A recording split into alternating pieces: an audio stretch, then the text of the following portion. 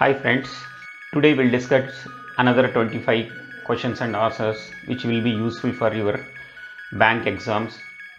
During my videos, I'm covering general awareness, financial awareness, banking awareness questions. This will be useful for all your bank exams. So my next question is, what is meant by multi-tranche disbursement? Normally, when you take a loan, you take for a loan for 10 lakhs, 10 lakhs will be given to the customer one time. It will be credited to the customer bank account, or it will be transferred through NEFT, RTGS, or customer can be issued with a DD or pay order. But in multi-tranche loan, release of loan amount in multiple steps. If you have sanctioned 10 lakhs, immediate 10 lakhs will not be credited to customer account or not given to the customer account. For example, if you have taken a housing loan, so during the construction, the loan amount will be disbursed stepwise. Tranche loans are loans which are disbursed in multiple disbursement. An example of tranche loan is home loans which are disbursed in multiple steps as per the progress in completion of the house or apartment being purchased or construction. So when you are going for the construction, depend on your construction, if you have completed 50%, 40% of your house, loan also will be disbursed accordingly. My next question, what is meant by pre-EMI period? During this period, no payment towards principal during this period. So normally EMI loans, what will have? Every month you have to pay EMI amount. EMI amount consists of principal and interest. But during the pre-EMI period, you will be paying only interest. You are not paying any principal. Pre-EMI refers to monthly payments that include only interest component of your home loan. So whatever you are paying, it only includes interest.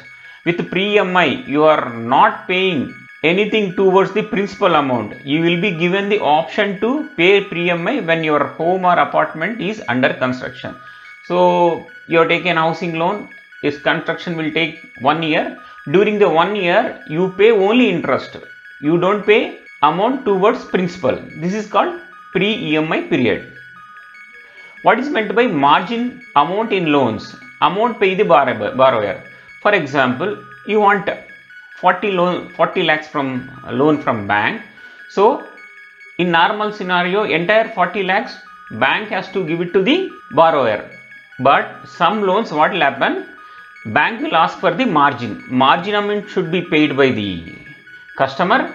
Remaining amount will be paid by the bank. So total loan amount will be considered two parts. For example, education loan is the amount that is paid by the borrower, while the rest of the amount paid by the bank. For example, if overall expenses for a education loan is 40 lakhs, then bank has sanctioned only 33 lakhs. So margin percentage is 17.5%, means remaining 7 lakhs borrower has to pay. 33 lakhs will be given from the bank, 7 lakhs from the customer. So total loan will be 40 lakhs. So this 7 lakhs will be called as margin amount. My next question, what is meant by top-up loan? Top-up loan means certain amount can be withdrawn by borrower over loan amount. For example, you applied for a housing loan or mortgage loans, bank has sanctioned 10 lakhs. But for the repairs or improvements or any other extra work in your house, bank can sanction a top-up loan. This amount will be over your loan sanction. So already you are sanctioned 10 lakhs. Top-up loan will be more than that. It can be another 1 lakh or 2 lakh. Top-up loan is a facility provided by banks, housing finance companies and other financial institutions that allows you to borrow a certain amount of money over and above your home loan. So already 10 lakhs is sanctioned, but for the improvements another 1 lakh they are giving. So this 1 lakh will be called as top-up loan. What is meant by step-up loans? Initial years EMI small and later EMI is more. See, for example, you have started your new job. So initially your income will be less. So after 5 years, 10 years, your income earning capacity will be more. So during the step up loans, initially your EMI will be less. After 5 years or 6 years, your EMI will be more. So this is called step up. Step by step we are increasing, which offers verifying EMI spread over the loan tenure. During the initial years of the tenure, step up loans, the EMI are small. So already we have discussed. Since step up loan takes into the account future earnings potentials of the prospective borrower, increases EMI. So when you started your career, you will get less salary, but after 5 years, 10 years, you will get a more income. So in step up loans, EMI will be step by step, it will be increased. What is meant by pre-authorized payment? Account holder gives the bank permission to debit the account. See, for example, you have taken a loan from the bank and you have given a permission to the bank that you debit my account and credit to loan account. You debit whatever monthly payment have to make, that you debit from my account and credit to loan account. This is called pre-authorized payment. We are giving permission to the bank. Any agreement between a bank and an account holder where the account holder gives the bank permission to automatically debit the account by certain amount every month. Every month customer should not be asked like I am debiting this much. So pre-authorized payment means you will give a authorization for 1 year or 2 years. Bank automatically every month it will be deducted your account and credited to the loan account. What is meant by ECGC? Export Credit Guarantee Corporation of India. It provides export credit insurance support to Indian exporters and it is controlled by Ministry of Commerce and Industry, Government of India. So what is insurance? Something goes wrong, you can get the money from the insurance company. Same way, Indian exporters, they are doing the export business. If something goes wrong, then you can get the money from the ECGC. When was ECGC established? On 30th July 1957, headquarters in Mumbai. What is meant by FRMS? FRMS means fraud risk management. So fraud risk management to identify or reporting, control, migration framework. So normally what happens? After the fraud, then we'll start the postmortem. But FRMS system will identify and it will restrict the frauds. So this system is implemented in all the banks. What is meant by drawing power? Drawing power is the amount that a customer can withdraw.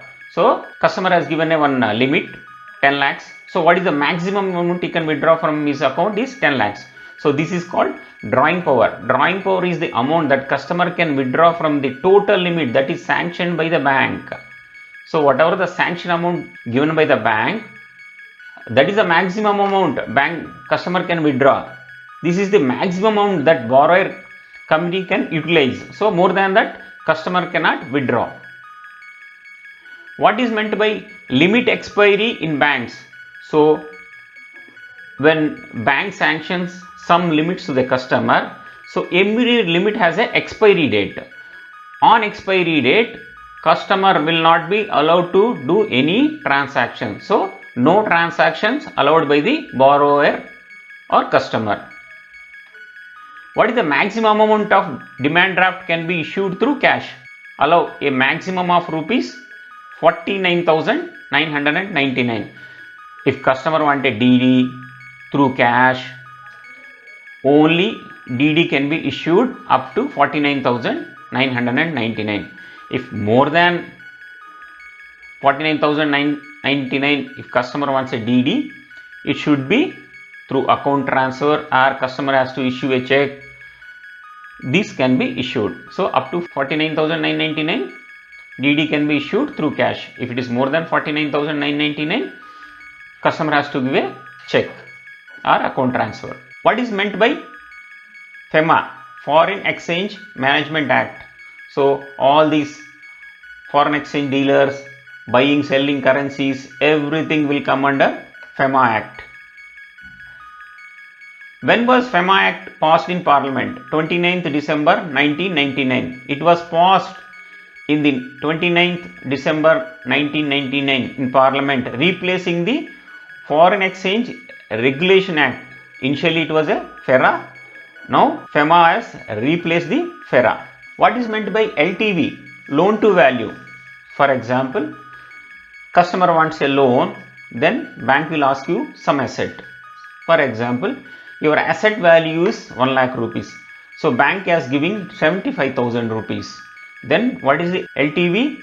Asset value is 1 lakh, loan value is 75,000. So this is called 75% LTV. So loan amount to the market value of the asset securing the loan. So this is called LTV. What is meant by FOIR? Fixed obligation to income ratio. Fixed obligation to income ratio is the parameter used by the banks and other financial organizations to determine the eligibility for a loan of an individual. So whenever you want a loan, bank will calculate your eligibility and they'll tell you, okay, 50 lakhs you are eligible. So these can be calculated in different formulas. For example, if you are getting monthly salary of 50,000 and 10,000 already deducting for the insurance premium, other things, so we'll take it as 40,000 is your net pay.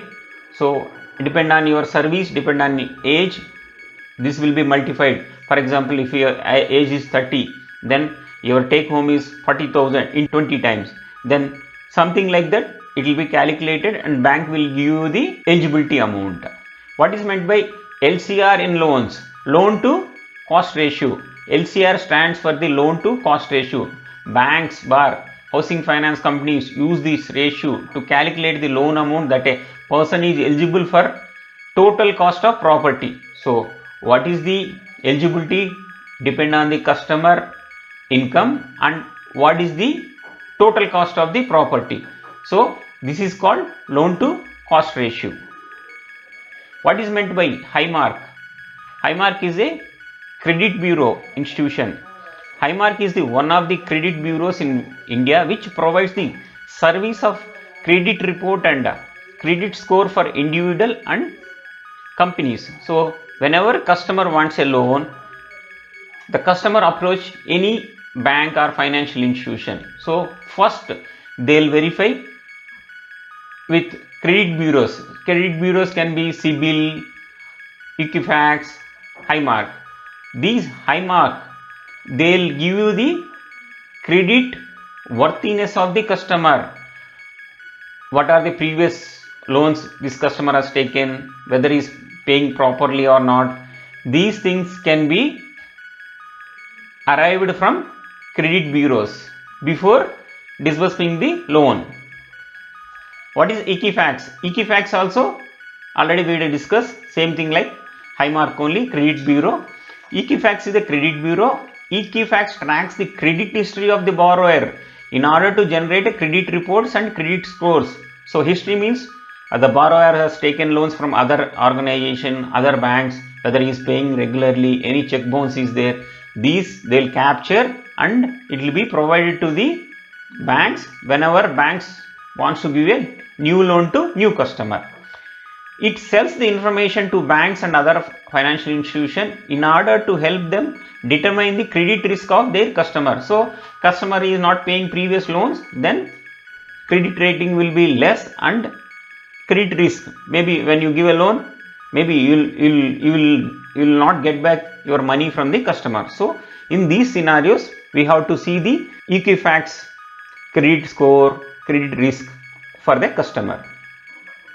So what is meant by CIRSAI? The Central Registry of Securitization, Asset Restructuring and Security Interest of India. The objective of the company to maintain and operate a registration system for the purpose of registration of transactions of securitization, asset reconstruction of financial assets and creation of security interest of over property. So sometimes customer has taken loan from the bank, is unable to pay the loan, so you can go for the reconstruction or restructuring, changing EMI amount or increasing the period.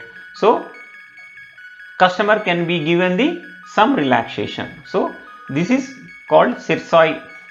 So under this one you can do the different restructuring for the customer. What is meant by CKYC? CKYC means central KYC. So due to the new RBI rules, in any of the screen banking application you can't show the Aadhaar number, and you can't display or you can't show on the screen customer Aadhaar number. So these Aadhaar information will be kept in CKYC. For that we'll get a ID proof. Every ID proof will get a reference ID. So whenever you want a Aadhaar details with this reference ID, request will go to the central KYC. From there you will get the Aadhaar details. So you can verify with the customer application form.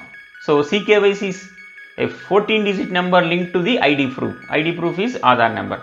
Customer data is safely stored in electronic format. So your Aadhaar data will be stored in electronic format. The documents submitted are verified with the issuer. So whenever you receive a document from the customer, you can verify with CKYC electronic data. All the concerned institutions are notified when there are changes in KYC details. So whenever there is a changes in KYC, automatically it will be updated in CKYC also. What is meant by prepayment of loan?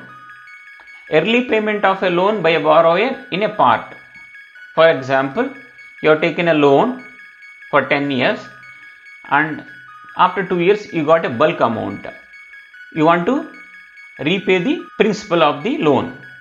So without closing the loan, you are paying regular EMI, you are not closing the loan, but you are paying a bulk amount towards the principal. So this is called prepayment of loan. What is meant by pre-closure of loan? For example, you have taken a loan for 10 years. After 3 years, you want to close the loan and you want to repay entire amount. This is called full repayment of loan before maturity. So this is called pre-closure of loan. What is meant by simple interest on fixed deposit? So earn interest on principal amount only. So every month you will get, it may be quarterly or monthly, you will get interest on principal only. The interest will be calculated on principal and that amount will be given to the customer. What is meant by compounding interest on fixed deposit? Compounding interest means interest on principal plus interest. So every month or quarterly customer is getting interest and he don't want to use that money. That amount will be credited to fixed deposit. Next month interest will be calculated on principal plus interest. This is called compounding interest. Thank you friends. If you like my video, please subscribe and share with your friends also.